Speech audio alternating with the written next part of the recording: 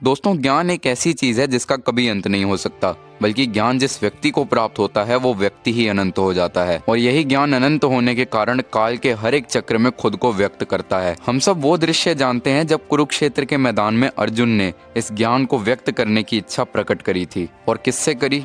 सर्वोच्च चेतना के रथ पर विराजमान होकर इंद्रिय रूपी घोड़ों की लगाम को हाथ में रखने वाले भगवान श्री कृष्ण से। लेकिन जब इसी ज्ञान ने खुद को त्रेता युग में व्यक्त करा था, तब यही भगवान श्री राम के रूप में शिष्य बने थे और ज्ञान व्यक्त करने की इच्छा प्रकट करी अपने गुरु महामुनि वशिष्ठ जी से। अब जब भगवान ज्ञान देते हैं तब तो हम मन लगाकर सुनते ही हैं, लेकिन ऐसा ज्ञान जो भगवान को भी किसी से प्राप्त करना पड़े, तो ऐसे ज्ञान को सुनने के लिए रुचि का स्तर कई हद तक बढ़ जाता है। धीरे धीरे जिस विषय की ओर मैं आपको लेकर जा रहा हूँ, उस महारामायण कहे जाने वाले ग्रंथ का नाम है योग वासिष्ठ। ब्रह्म ज्ञान को जिस प्रकार से इस ग्रंथ में पिरोया गया है, उसे सुनने के बाद एक आम व्यक्ति तो इसे कथा कहानियों का संग्रह ही समझेगा। लेकिन अगर आपको हमारे धर्म के दर्शन यानी फिलॉसफी के बारे में थोड़ा बहुत भी ज्ञान है, या फिर आपके अंदर उस ज्ञान को जानने की उत्सुकता है, तो आपके लिए आज की ये वीडियो बहुत ही ज्यादा महत्वपूर्ण होने वाली है।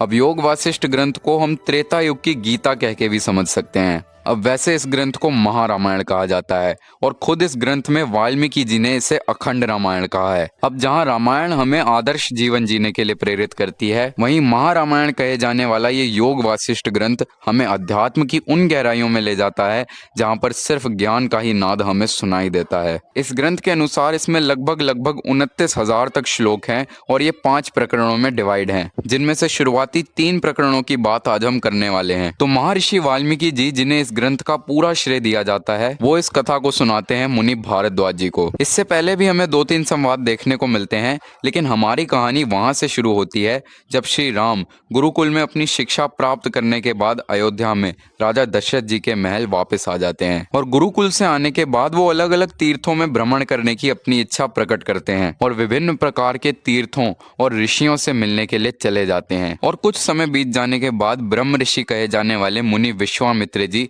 राजा दशरथ के महल में आते हैं। राजा दशरथ उनका आदर पूर्वक सत्कार करते हैं और मुनि विश्वामित्र जी ये कहकर राजा दशरथ को चिंता में डाल देते हैं कि उनके द्वारा किए जाने वाला यज्ञ राक्षसों द्वारा मांस डाल करके भ्रष्ट कर दिया गया है। इसीलिए वो चाहते हैं कि श्री राम उनके साथ चल करके राक्षसों से युद्ध करें, ताकि वो अपना यज्ञ बिना किसी बाधा के संपूर्ण कर पाएं। अब राजा दशरथ इसीलिए चिंता में आ गए कि मुनि विश्वामित्र जी के इतना कहने से पहले ही वो उन्हें वचन दे चुके थे कि आप जिस किसी भी प्रकार की इच्छा लेकर आए हैं, उसे पूर्ण करने में मैं असमर्थ नहीं हूँ। और सबसे पहला विचार उनके मन में यही आया कि श्री राम अभी किशोर अवस्था में है, उनकी उम्र कुछ 15-16 साल ही है। ऐसे में भयंकर राक्षसों से युद्ध करना अभी उनके लिए संभव नहीं है। ये बात सुनकर मुनि विश्वामित्र जी थोड़े क्रोधित हो गए और उनके साथ बैठे रघुकुल के गुरु महामुनि वशिष्ठ जी के साथ उन्हें रघुवंश की वचन प्रतिबद्धता के बारे में अवगत कराने लगे। यही वचन प्रतिबद्धता ही थी जिसके कारण आगे चल के श्री राम को भी वनवास के लिए जाना पड़ा था। मुनि विश्वामित्र जी ने राजा दशरथ को इस बात से भी अवगत कराया कि श्री राम कोई साधारण मनुष्य नहीं है, बल्कि स्वयं परमात्मा है। ये बात महामुनि वशिष्ठ जी भी जानते हैं और कोई भी महर्षि इस बात से अनजान नहीं है। मुनि विश्वामित्र जी ने यह भी आश्वासन राजा दशरथ को दिया कि वो श्री राम को शक्तिशाली अस्त्रों का ज्ञान देने के बाद ही युद्ध करने के लिए भेजेंगे। इसी बीच भवन में उपस्थित सभी जनों को ये पता चलता है कि श्री राम की तीर्थ यात्रा से लौटने के बाद की स्थिति बड़ी ही दुर्लभ हो चुकी है। उनके श्याम वर्ण का शरीर पीला पड़ चुका है और उनकी बातों और व्यवहार में पूर्णतः वैराग्य आ चुका है। तब वहां मौजूद ऋषियों ने ये कहा कि ये कोई चिंता का विषय नहीं है, बल्कि श्री राम को असल में बोध प्राप्त हो गया है। यानी उनमें अब ये पोटेंशियल आ चुका है कि उन्हें सृष्टि और ब्रह्म के तत्व का ज्ञान दिया जाए। तब वहां पर श्री राम को बुलाया गया और उनसे पूछा गया कि उन्हें किस प्रकार का ज्ञान प्राप्त हुआ है। और अब यहीं शुरू होने वाला है इस ग्रंथ का केंद्र, श्री राम और मुनि वशिष्ठ जी का संवाद। लेकिन इस संवाद को जानने से पहले आपको कुछ जरूरी बातें समझनी होंगी। योग वासिष्ठ ग्रंथ मुख्य तौर पर वेदांत दर्शन पर आधारित है और वेदांत में भी ये उसके अद्वैत दर्शन पर ज्यादा बात करता है। अद्वैत वेदांत और शंकराचार्य जी को और भी अच्छी तरीके से जानने के लिए आप मेरी ये वीडियो देख सकते हैं, जिसमें मैंने अद्वैत वेदांत को संक्षिप्त तरीके से समझाया है, जिसकी बात हम आगे भी करने वाले हैं। लेकिन इससे पहले आपको वेदांत दर्शन में बताए गए सत्य के 3 स्तरों को जानना होगा, जिसके बाद ही आप श्री राम और मुनि वशिष्ठ जी के बीच हुए संवाद को समझ पाएंगे। अब ये 3 स्तर कौन से हैं? इनमें पहला है प्रतिभासिक सत्य, दूसरा है व्यवहारिक और तीसरा है परमार्थिक सत्य। अब पहले सत्य में जब आप स्वप्न की स्थिति में होते हैं, तरह तरह की कल्पनाएं गढ़ते हैं, तब एक प्रकार के जगत का निर्माण आपके सामने हो जाता है और आपकी कॉन्शियसनेस भी उस जगत में बड़े आसानी से प्रवेश कर जाती है। तो यहाँ पर कह सकते हैं कि दृश्य यानी स्वप्न दृष्टा यानी आपके कारण ही उत्पन्न हुआ है और आप उस स्वप्न की स्थिति में हर एक प्रकार के भोग को भोगते हैं और हर प्रकार की स्थिति को आपको सहना भी पड़ता है। और एक बार नींद से जागने के बाद ही आप ये जान पाते हैं कि वो स्वप्न की स्थिति थी। सपने का जब काल चल रहा होता है तब ऐसा बिल्कुल भी प्रतीत नहीं होता कि एक स्वप्न है। इसीलिए स्वप्न की स्थिति को असत्य तो नहीं कहा जा सकता, क्योंकि असत्य तो ये एक ही कंडीशन में हो रही है जब आप नींद से जाग रहे हैं। तो इसी सत्य को प्रतिभासिक सत्य कहा गया है। अब एक बार जब आप इस स्वप्न की अवस्था से बाहर आ जाते हैं तब आप यही ऑब्जर्व करते हैं कि जो कुछ भी मैंने अब तक देखा वो असत्य था और अब मेरी कॉन्शियसनेस, मेरा चित्त उस सत्य से निकलकर इस जगत में प्रवेश कर चुका है जहाँ पर हर चीज किसी न किसी कार्य को सिद्ध करने के लिए ही होती है। इसीलिए इस अवस्था को व्यवहारिक सत्य कहा गया है। अब क्या हो जब ये जगत ही आपको स्वप्न यानी प्रतिभासिक जैसा प्रतीत होने लगे? तो यही अवस्था है परमार्थिक सत्य की, जहां आप अपने आप को और जगत को तत्व से जान जाते हैं। आप ब्रह्म के स्वरूप को जान जाते हैं और अद्वैत वेदांत के अनुसार आप ये जान जाते हैं कि वो ब्रह्म आप ही हैं और ये जगत भी उसी ब्रह्म में ही स्थित है, लेकिन कुछ कंडीशंस के साथ जिन्हें आज हम जानने वाले हैं। तो आप देख सकते हैं यहाँ पर कि कैसे एक एक स्तर करके आप परम सत्य, जिसे ही परमार्थिक सत्य कहा गया है, वहां तक पहुंच जाते हैं और पीछे छूटी अवस्थाएं आपके लिए मिथ्या हो जाती हैं। लेकिन फिर भी उन अवस्थाओं को असत्य नहीं कहा जा सकता, क्योंकि जब जब आपने उन अवस्थाओं को महसूस करा तब तब आपने उन्हें सत्य ही पाया। तो अब अगर आप ये कॉन्सेप्ट समझ चुके हैं तो हम अपनी कहानी में आगे बढ़ते हैं। श्री राम अपने गुरु महामुनि वशिष्ठ जी को अपने अनुभव साझा करते हुए ये बताते हैं कि इस बात को जानते हुए भी कि ये सारा जगत माया का खेल है, इन सब के बावजूद भी हम मनुष्य मूल बने हुए हैं और इस माया से मुक्त होने का प्रयास तक नहीं करते। अलग अलग रूपों में उपलब्ध होने वाले इस जगत के तुच्छ भोगों ने हमें जर्जर बना दिया है। उन्होंने ये भी कहा कि हम लोग चिंता या तृष्णा के जाल में फंसकर अपने परमार्थिक स्वरूप को प्राप्त करने में असमर्थ हो चुके हैं। श्री राम ने ये तक कहा कि अगर मैं विवेक रूपी नेत्रों से संपन्न हूँ फिर भी ये तृष्णा मुझे अंधा सा बना देती है और सच्चिदानंद घन रूप होने पर भी ये मानो मुझे खेद में डाल देती है। अब ये बात भगवान खुद कह रहे हैं तो इसका भी कोई ना कोई कारण अवश्य है। अगर निर्गुण रूप में रहने वाला परम तत्व सगुणता को धारण करने के लिए इस फिजिकल वर्ल्ड में एक फॉर्म धारण करता है और अगर हम मनुष्यों की रक्षा के लिए ही वो परम तत्व कहे जाने वाले भगवान अवतरित हो रहे हैं तो उन्हें वो हर एक रूप धारण करना होगा